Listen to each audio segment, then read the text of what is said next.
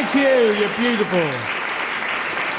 Hello and welcome to 2008's first Twttin. Yes, it's a brand new year and the year 2007, so recently the present has itself become a part of history. Weird. Some experts predict that 2008 will one day be history too, but to me that just seems implausible. 2008 is so new and fresh, I'm sure it'll go on forever. Mind you, I said that about 2007 and 2006 and 1987. But no other years. But probability suggests I have to get it right sometime. Though admittedly I did learn everything I know about probability from Noel Edmonds. And standing at the threshold where the old year becomes the new, we see the mythological creature Samantha Janus. Looking back at the year just gone and thinking, it was good I got that EastEnders job, things have been a bit quiet.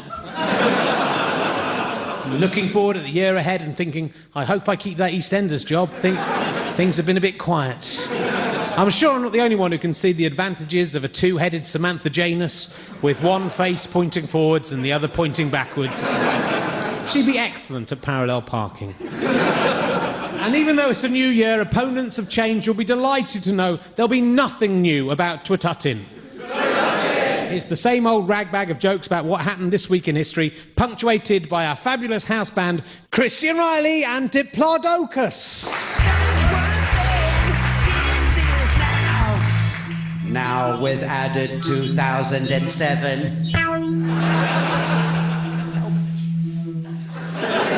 Hey, did you have a good Christmas, Christ? Oh, yeah, it was terrific. I mean, having a little baby, like I do, made it truly magical. Yeah, good. Well, nice one. I think once you have children, it makes the whole Christmas thing so much more meaningful. Yeah, really, yeah. I mean, although Charlie is a bit young to understand exactly what's going on, I could see in his eyes that he was still enjoying everything. Yeah, that's good. That's it. Still enjoying the music and the excitement. Oh, yes, my lord. Do it that way. Yeah, go on. Sorry, what's going on? I would have thought that was obvious, Christ. I am having sex with a serving wench. Well, can you stop it? It's a bit distracting. Oh, don't you see what I'm doing? History is boring. No one's interested in it.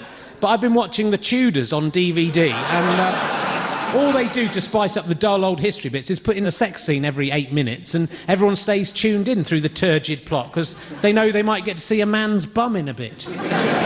Or a lady's breasts, for me, I mean. I like the breasts, not the bums. I mean, I like the women's bums, though not the men's bums, even though, really, they're just the same things, aren't they, really? Not really. Bit hairier, but, you know, don't mind that. It can be quite a good thing, I think, sometimes. But anyway, plus, by doing this, I get to have sex with a reasonably attractive whore, all at the licence payer's expense. The result... Call me Lord again, sweetheart. That was pretty good, eh? Anything you say, my lord. Oh, yeah, that's nice. I've just got a note from the producer saying that we've just lost 50% of our audience in the last 2 minutes. That's 9 people. They can only hear what's going on. Thank God they can't see you with all your bits hanging out. You know Jonathan Rhys-Myers? No, I'm not. He looks like a girl. I should be playing Henry VIII. Yeah, maybe the old Henry VIII when he was fat and had gout and been dead for 4 years. All done, but don't worry. Don't worry, sex fans. There'll be more of the same in about 8 minutes. That was then, this is now. Spending the license fee of Mrs. Ava Hartnell from Dorset on procuring prostitutes for Richard Herring. Thanks, Ava. Right, back to boring old history. Unbelievably, it's a year since Saddam Hussein was hanged. I'm sure we all remember how respectfully he was treated in his last minutes, which made him look not so much like a deposed head of state as a bamboozled victim of a gang of happy-slapping girls. They even recorded it on a mobile phone. It was perfect. Personally, I think killing him was a bit extreme. He did some bad things, admittedly, but ultimately he was just a bit of a scoundrel. He was a lovable rogue, like a funny but slightly suspect uncle. After a couple of years in jail, he would have made an excellent contestant on I'm a Celebrity, Get Me Out of Here. Either that or we show some consistency and have Neil and Christine Hamilton strung up as well. I think it's got to be fair. Saddam was executed on the 30th of December 2006. Seems a shame to me they didn't just wait a day and kill 2 birds with 1 stone. By the power vested in me by the Iraqi state, I carry out the death sentence imposed on you, Saddam Hussein, in 5, 4, 3, 2, 1. Happy New Year! Oh, the pull of the rope set off the record player. Get him down! Oh, we should do this every year. And whilst we're at it, why don't the Americans celebrate the new year by replacing that stupid falling ball in Times Square with George W. Bush being catapulted into a gigantic spike? Yeah, satire. The war in Iraq was not in my name. I can't believe that people don't realise it was just all about oil, though I do really need oil to run my car and to fuel the planes that take me on holiday and bring luxury goods to me from around the world. And I don't want to pay loads extra for that, nor to live in a world where I don't have those luxuries. So thinking about it, the war in Iraq was in my name. And really, if you think about it, in the name of nearly all those people who said it wasn't in their name as well. Though, come on, now it's time for it to end, to make friends with everyone in Iraq and try and get the price of a litre of petrol down under £1. No one has suffered more from that war than me. I do a lot of driving, to gigs and stuff. It's tough. So please welcome back our house band Christian Reilly and Diplodocus. So, on this week in the year 2000, a BA flight to Kenya was hijacked by a mentally disturbed gentleman who stormed the cockpit, grabbed the controls, caused the plane to nosedive 10,000 feet. The crew and some business class passengers managed to bundle him out, avoiding the plane crash by seconds. Amongst those business class passengers on board the flight was one Brian Ferry. Women are screaming, grown men start to cry, 'cause we all think we're going to die. Oxygen masks are falling from the sky. You're a madman who thinks he can fly, all because you forgot to take your medication. What's your name? Get off the plane. Get out of the cockpit, you nasty man, and get that joystick out your hand. Somebody please wrestle him to the ground and kick his face when he falls down. He's ruining my winter break. What you doing, you stupid Burke? We are crashing back down to earth. Retake your seat, you mental case. Stewardess, please restrain him. Tie his hands behind his back in case he tries to get up again. You're not big, you're not clever, you are stupid and you smell.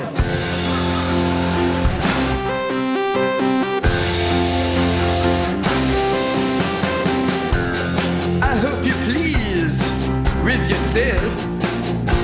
This incident will damage our health. We will all need counseling when we land. Bang goes all my holiday plans. You don't be stupid, go Miss Crescent. What's your name? Get off the plane.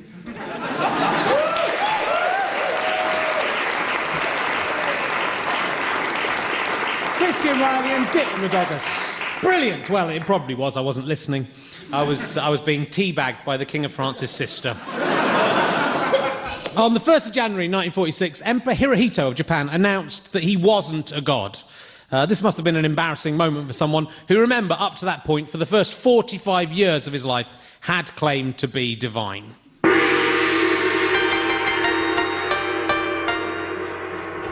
Pray silence for His Majesty the Emperor and living God Hirohito. Oh, Hirohito, our God. We prostrate ourselves before Yeah, hello. So, actually a bit embarrassing. Something I have to admit here. Oh, probably should have mentioned it before. Thing is, I said I was a god and that. I'm not. I'm not actually a god. I'm just a man, sorry. Stop frustrating now, if you like, sorry. But you must be a god. We've been worshipping you as a god for nearly half a century. Yeah, said I was lying. Oops. I hope there's no hard feelings. No, sorry. don't listen to him. He's testing our faith. no. Of course he's a god. He has to be. If he isn't, we'd all look like idiots for treating him as one for so long, so he must be a god. Yeah, look at him. He looks just like you would imagine that God would look. Yeah. A sort of short, skinny, middle-aged Japanese man wearing a suit and glasses. I know. I look very godly, but surely the glasses were a giveaway. If I was a god, then wouldn't I just magic it so that I could see without spectacles, or at least magic some contact lenses so I looked, a bit less dorky? Maybe it's your glasses that hold the magic for your super godly powers. Are you in it? What godly powers? I've done so little that might be seen as godly that honestly, I can't quite believe any of you fell for it. Name one even remotely godly thing I've done in the last 45 years. You defeated Godzilla in hand-to-hand combat. And Mothra. And Godzuki. No. I made up those stories, didn't I? None of those monsters are actually real either, are they? Now we know you're lying. Godzuki's real. I've seen him. He's real. He's testing our faith. We still believe in you, O Lord our God. If I was a god, don't you think that I might have used my divine powers to prevent us from losing World War II and being blown up with 2 nuclear bombs? You just took your eye off the ball. You can't be everywhere at once. And at least you beat Godzilla. How many cities has he destroyed since you've been in charge? None. He's not real! Oh, don't you get it? I pretended to be a god so that you would all do what I wanted and give me your money and be loyal to me. But I'm not a god. I'm not even a very nice man. I've been lying to you. Nah, we know you're just saying that because the Americans told you to. We know the truth, Lord. We're going to carry on worshipping you. Yeah, it's the only way to ensure we don't get eaten by a Godzuki. There's one for all the Christians who write in to complain that we never have a go at other religions. We certainly laid into those people who believe Japanese emperors are divine. And how many of you Christians who say that all religions should be respected actually believe we should respect that religion? Be honest, come on, it's stupid, isn't it? Just like what you think. I'm joking. I've got a nice view of world religions. I actually believe that all religions have got it right. When they say that all the other religions are wrong. It's so close, just one more to discount. That was then, this is now, smashing all world religions. Apart from Islam, which we enormously respect. We may be blasphemous, but we're not stupid.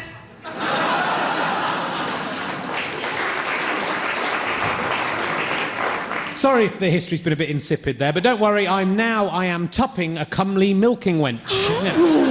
On the 1st of January 1985, the first mobile phone call in the UK was made between Vodafone and comedian Ernie Wise. Just been quite confused about what was going on. We have this preconception that early mobile phones were unwieldy and large, but it might just be because they chose the smallest man in Britain to be the first one to hold one. It's all about perspective. Now it's time for the return of a part of the show that I thought we'd seen the back of. It's TV's Emma Kennedy's Births, Deaths and Marriages. It's time to find out who got wet, bread and dead with TV's Emma Kennedy. Hello, Rich. It's great to be back with the Births, Deaths and Marriages slot with me, TV's Emma Kennedy. Let's find out who went through death's door, who got a mother-in-law, and whose mother's clacker was sore this week. And it was a very happy 46th birthday to Unidexter, not crazy, ex-model Heather Mills-McCartney, who recently advocated the drinking of rat and cat milk to save the world. I wonder how long before she suggests milking beetles dry. But in the never-ending bonfire night of time, our lives are but a tiny banger. A banger that often fails to even go off, but to which, nevertheless, we can never return. So let us speak of those who departed this mortal coil this week. We say fare thee well, sir, to the man with the second funniest name in history after Felix Wankel, Jacob Fugger, who died this week in 1524. Unbelievably, Jacob Fugger was a merchant banker. I don't know anything more about him than that, but what a fugger he must have been, and what a merchant banker. But let's not waste the tears upon the dead. Let us sprinkle our salty liquids over the living instead and celebrate love. For this week, in 1947, Roy Rogers married his co-star from over 100 movies and TV shows. No, not Trigger the Horse. That would have been wrong. But actress Dale Evans, who actually was a human being.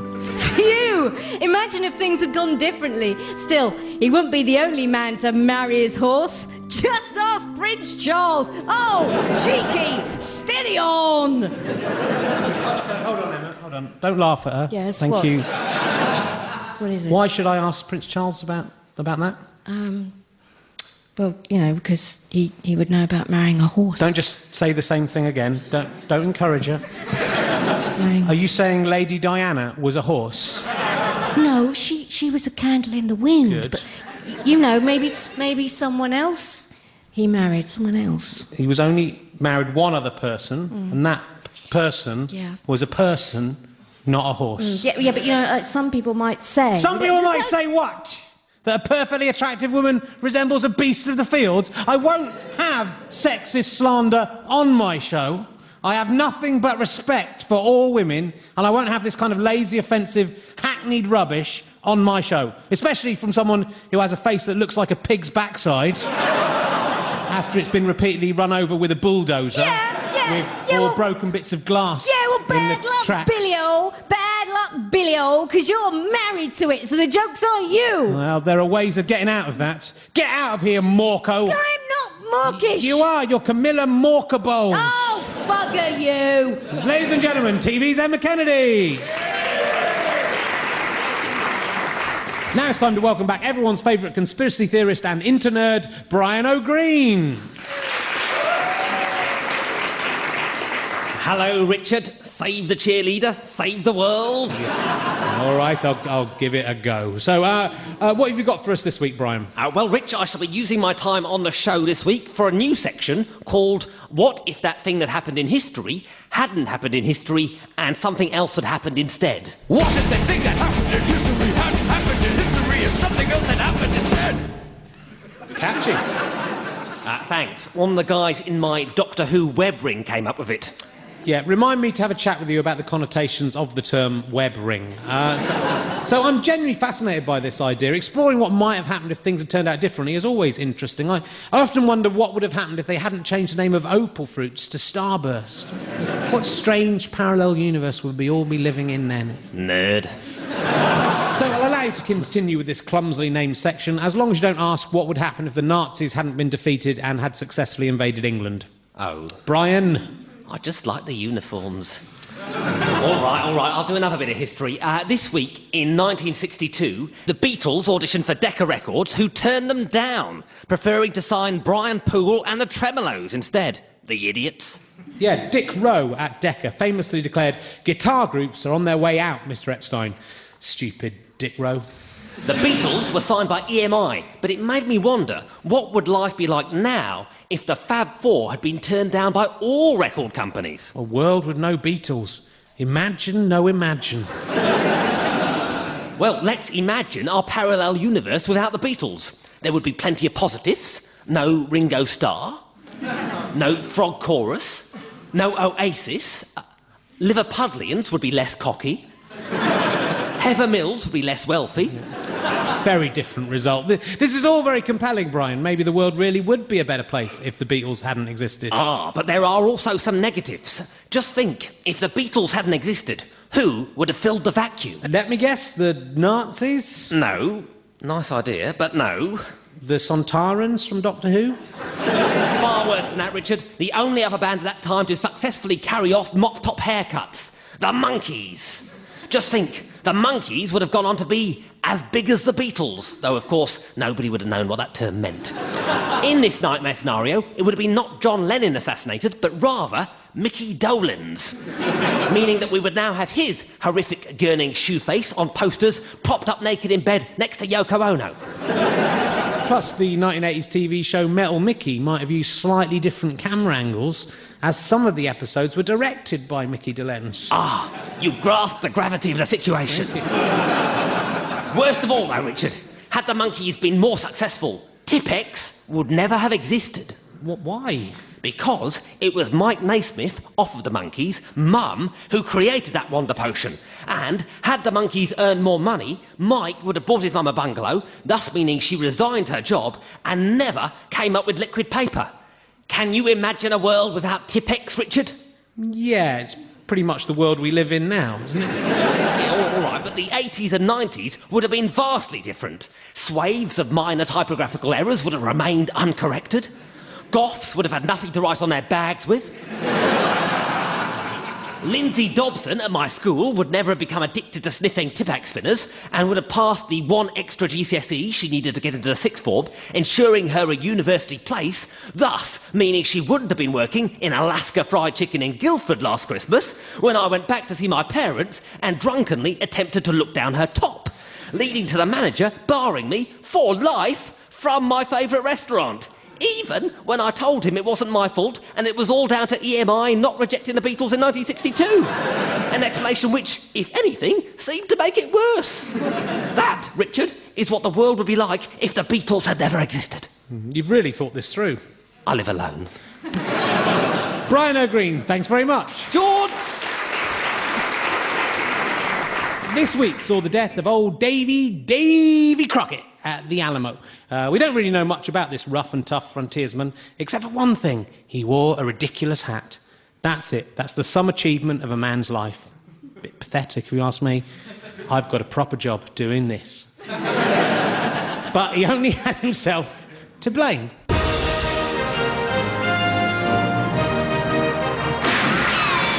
I don't think we can hold these Mexicans much longer, Colonel. We need reinforcements. Wait, who's that? Riding towards the Alamo with something mighty strange upon his head.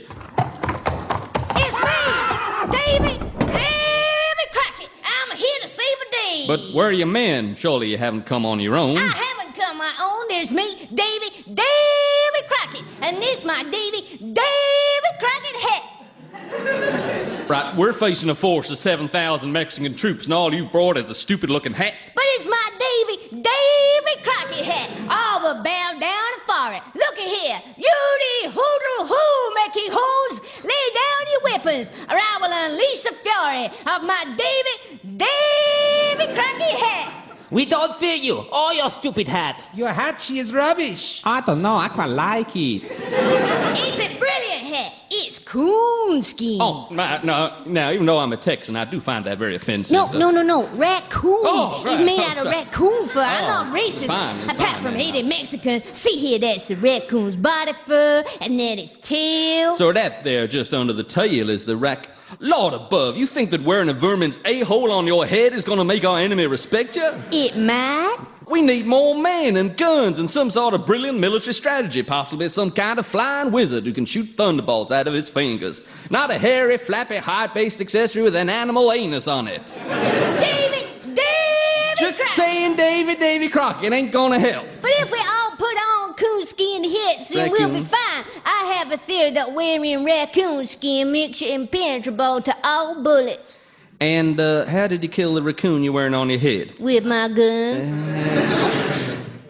Hello there. We will kill you, but we give you one chance. Give up, and we will let you all go free. Oh, thank God. Go to hell, Mexico! My Davy Crockett hat can take you all. Your sombreros are useless. How many a-holes do they have on them? None. What are you doing? Are you mad? He didn't mean it. We're perfectly happy to give in. Too late. He has insulted our bumless sombreros.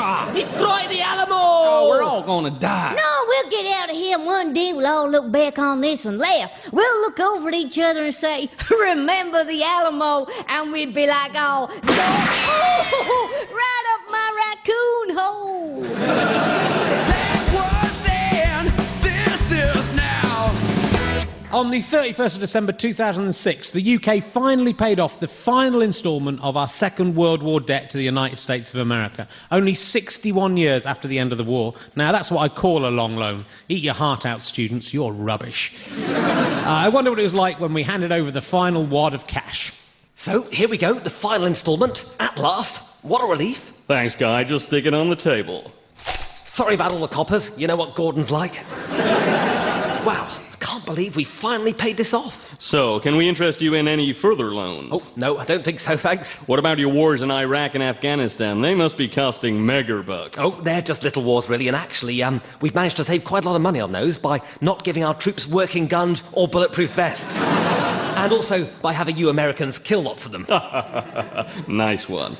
But have you thought about consolidating all your existing wars into one big world war? Another world war? Well, you know what they say, why have two when you can have three? No, really, I think we'll be okay. The last one was fun and everything, what with the Blitz Spirit and Dame Vera Lynn and Dad's Army, but I'm not sure we'd want another. It would mean quite a lot of people dying. We'd offer you a very competitive interest rate, and if you take out our special Middle East package, you wouldn't actually have to pay it back, as the entire globe will have been decimated in a nuclear holocaust, rendering all financial institutions meaningless. Tempting. We'll throw in a free iPod. Nano? Shuffle. All right, it's a deal. Okay, just sign there. Your house may be at risk if you do not keep up repayments. Everyone's house may be at risk in the event of a war. Body counts may go up as well as down. You cannot and will not ever be able to pay this loan back. We will own your country and cover it in McDonald's, Starbucks, and military bases. You are our gimp, and we will truss you up and make you squeal like a piggy. Sorry, what was that? Just a little bit of small print. Okay, it's been a pleasure doing business with you. Sucker.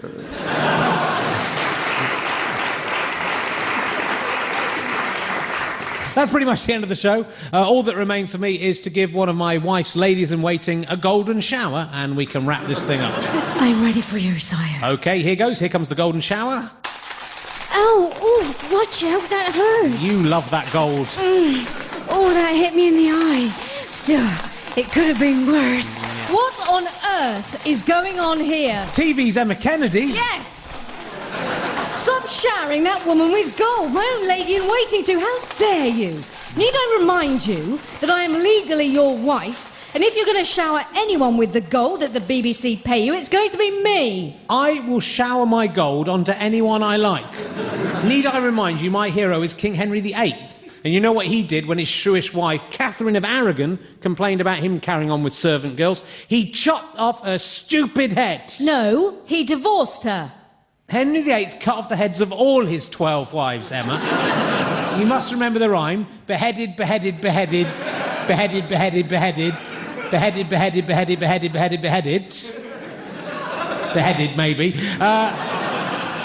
I have a 2-1 in history from Oxford University, so I should know. And I've had enough of you. I'm going to chop off your mawkish head so I can marry this lady-in-waiting who has oddly gone a bit quiet since you arrived. Oh, yes, do it that way. There she is. But that is murder. You can't get away with it. I am a celebrity, Emma Kennedy. Well... No, I am.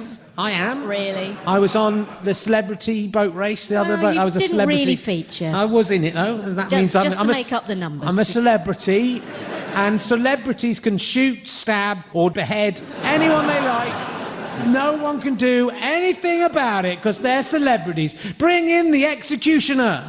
No, you can't do this. Place her head on the block. Oh, I knew I shouldn't have let him put in this block. Do you have any last words, TV's Emma Kennedy? You can cut off my head, Richard Keith, but you can't cut off my legacy. The work I have done will live on forever. The episode of my family. Don't mention that again. My work in Channel 5's Suburban Shootout. My voiceover for Series 1 of Celebrity Scissorhands. But not Series 2. No. People will enjoy those things for hundreds of years after my physical death.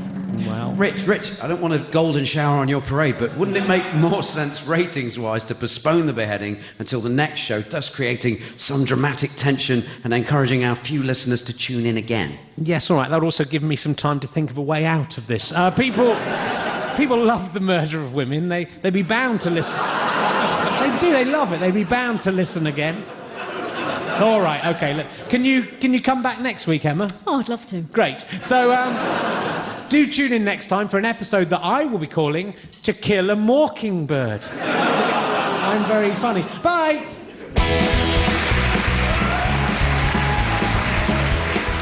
That was Then, This Is Now. It was written and performed by Richard Herring, Dan Tetsell, Danny Robbins and me, TV's Emma Kennedy. The songs and music were all done by Christian Reilly and Diplodocus, who were Damien Caldwell, Martin Kane and Charlie Brown Turner. It was produced by Liz Anstey. It was a Cellar Door production for BBC Radio 2. Oh, I've got 1 week to live.